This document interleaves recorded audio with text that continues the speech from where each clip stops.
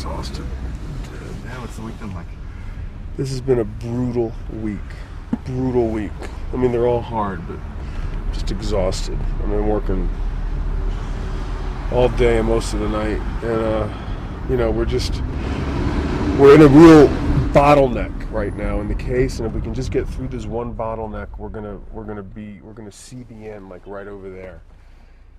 The problem is Texaco, the locals for Texaco are fighting for their lives right now because they know that their personal careers, reputations are on the line if we get through this bottleneck and get to the end, which we think we can do in a few months, and they're trying to stretch it out several more years after 15 years of litigation. They had a press conference this week, 2 days ago on a Thursday, in this very secret location because they didn't want anybody there who wasn't completely friendly to them. And the local AP guy took the bait and wrote a long story and quoted them threatening the judge, trying to recuse the judge because the judge isn't ruling in their favor. They're still trying to make us do 64 inspections that we had originally asked for but decided we no longer needed to do to prove our case. And they're trying to force us to prove our case. It's our responsibility to prove our case, and we can stop our case whenever we want, like you can in any case in the world. And any prosecutor in any case has the burden of proof. And when they feel like they've met it, they rest. And that's where we're at. So it's just the oddest thing that they're trying to, and it's not odd, it's part of their strategy of misdirection and confusion to try to force the judge to force us to do something we don't want to do, which is absolutely insane. But just that process of trying to litigate whether or not they can do that has taken like 6 or 8 months. And we're just sitting here still. And that's their entire strategy. It's just that this thing never ends. And, I think their legal strategy can be boiled down to one concept. It's like they are the type of people who would go into a football stadium that is completely full with people. 100,000 people. And light a bunch of smoke bombs during the game and create complete panic and confusion to such an extent that you'd have to stop the play on the field. And that's what they're trying to do in this case right now. They're trying to create so many smoke bombs, so much confusion, that you just have to stop until the smoke clears. And they hope the smoke doesn't clear for years. And they can plant enough smoke bombs to do that. And when you have a judge who's not that strong and you have a court that's institutionally weak, it's effective. It really is. And it is demoralizing to me. I literally did not sleep very well last night because I'm extremely aggravated and upset. Because I can take losing the case. I cannot take losing the case for reasons of corruption and violation of professional ethics. And that's what they do. And that would just destroy me. But it's what we have to deal with every day. Just the most ridiculous shit. Well, wasn't the judge supposed to be handing down some kind of a ruling last week saying that... The judge was supposed to hand down a ruling weeks ago to order the global peritaje, which is the final phase of the case, the damages assessment. We're 3 months away, but he won't order it because they're claiming we have to do our 64 inspections first, which we're not going to do. That's another 5 to 7 years and another $5 million of expense, and completely, utterly unnecessary, which is why they want it done. So how do you fight back on that? You fight back the same way they fight, unfortunately, which is you push, you talk to the court, you talk to other judges, you talk to journalists, you talk to influential people who talk to the judge. It is the most ridiculous legal culture. I have to say, it's just utterly ridiculous the time you have to spend on non-legal stuff to get a legal decision made. And it's just a pathetic situation, and it reflects, unfortunately, where the country is at on a lot of issues, and one positive benefit of litigating this kind of case here is, it forces people to think about how to do it in a different kind of way that can help the country.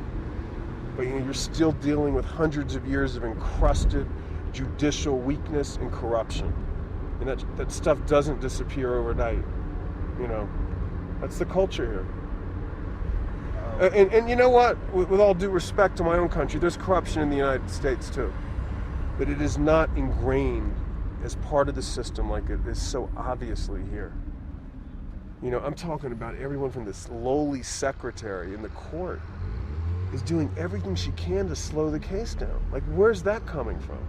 And the judge has no power over the secretary. It's so crazy. You know, because she's a career employee who has her own power base. It's just insane. So we have to go meet with these people in Quito, the body of judges that oversee all the judges in the different courts around the country, and explain to them that, you know, that what Texaco's doing and, you know, and making all these charges against the judge is complete BS and has no base and is part of this strategy. And, you know, Texaco's already met with them and they're all confused and everyone is paralyzed and nothing gets done and it all gets delayed and all the smoke is around, and that's exactly what they want.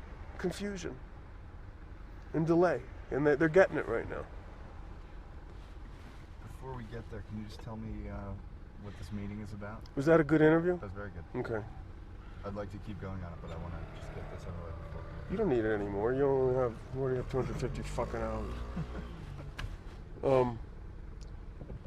Today is a very important day because we're meeting with our team of Ecuadorian technical people and our American consultants to figure out how to, you know, pull all the information together for the final report we're going to submit to the court that is going to ask for damages that will very likely be in the multiple billions of dollars. So, you know, no one's done this. You know, this is interesting intellectually, interesting politically. No one's tried to attack a problem of this magnitude. And you know what? We have the privilege of trying to think it through and figure it out. And not only the privilege, the obligation, the duty, and it's the requirement we do this, you know, in terms of finishing the case.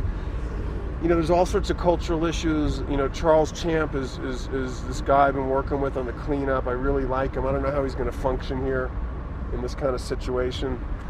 He doesn't speak Spanish, and I know Luis and Pablo, you know, they generally don't like Americans. I mean, I just have to, you know, you have to put that out there. They don't, at some visceral level, they don't like people from my country. And, you know, I'm sort of worried they're not going to like this guy for the wrong reasons, like emotional reasons. And, you know, and I'm also worried that some of the other Americans we've been working with are going to meet this new guy, and how are they going to get along, because Charles Champ is an oil industry guy. And Ann Meist is one of the most brilliant academic chemists in the United States. I think together, on paper, they make a great team. How will they get along? They're meeting for the first time today. You know, how will the local Ecuadorians feel working with the Americans? You know, are they going to feel put upon? Or are they going to feel appreciative that the Americans are here? So, you know, we have to get all this work done, and I'm completely excited that they're here. I feel like they reinforce, you know, my energy, and, you know, that they're people who can help. You know, I feel really alone down here sometimes, and, you know, I'm like, I just feel like I need another one of me, or a younger version of me who can just help me, you know, and I've just never been able to get that person or afford to hire such a person. So, you know, anytime Americans come down that you feel simpatico with and you feel like can really help is just a huge boost to my spirits. So have they been working on the case for a while? Ann and Dick have been working on this for about 1.5 years, helping with sort of chemical analyses and consulting. But, you know, it's delicate because you don't want to put the Americans out front for sort of political, cultural reasons, even though Texaco puts all their Americans out front. But I think that hurts them. But they've been out of it now for like 6 to 8 months because we didn't really have the money to keep paying them, you know, so we had to sort of, they just couldn't come down. So, but now we're at a point where it's put up or shut up, and we have to make it happen. So, you know, which is another reason right now I'm trying to get people to help us fund the case. You know, I mean, I'm going to London in 2 weeks to meet with someone who I think hopefully will make a major donation, you know, that'll make this last phase of the case run really fast, you know, because what slowed us down in the past a bit is the fact that we haven't had the money to pay people, so we don't move that fast. It's not just Texaco, in other words.